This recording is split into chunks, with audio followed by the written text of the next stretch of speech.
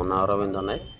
ଆଉ ବାଣାଗୁଡ଼ା ଦିଲ୍ଲୀକୁ ଯିବା ମେନ୍ ରାସ୍ତା ସାଇଡ୍ ମାନେ ଶୁଣନ୍ତୁ ସାର୍, ମୁଁ ଖବର ସଂଗ୍ରହ କରିବା ପାଇଁ ପୂର୍ବାହ୍ନ 10ଟାରେ ଗଲି। ସମିତି ମିଟିଂ ଥିଲା, ସେଇଠି ଆଟେଣ୍ଡ କଲି।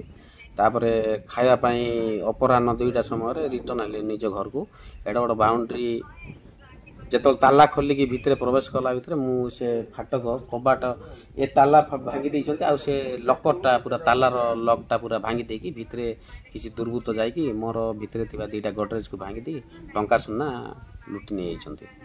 ଏନେଇ ଥାନାରେ ବର୍ତ୍ତମାନ 2:30ରେ ଅଭିଯୋଗ କଲି।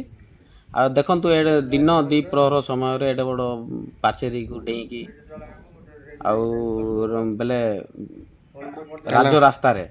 ରାଜରାସ୍ତାରେ ଥିବା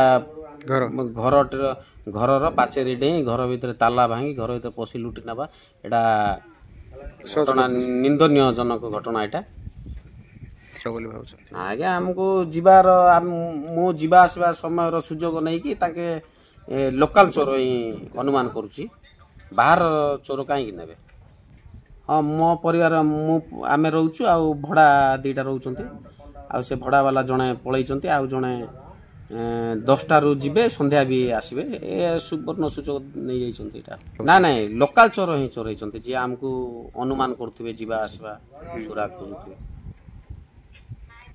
ପୁଲିସ ତ ଏପର୍ଯ୍ୟନ୍ତ 3ଟା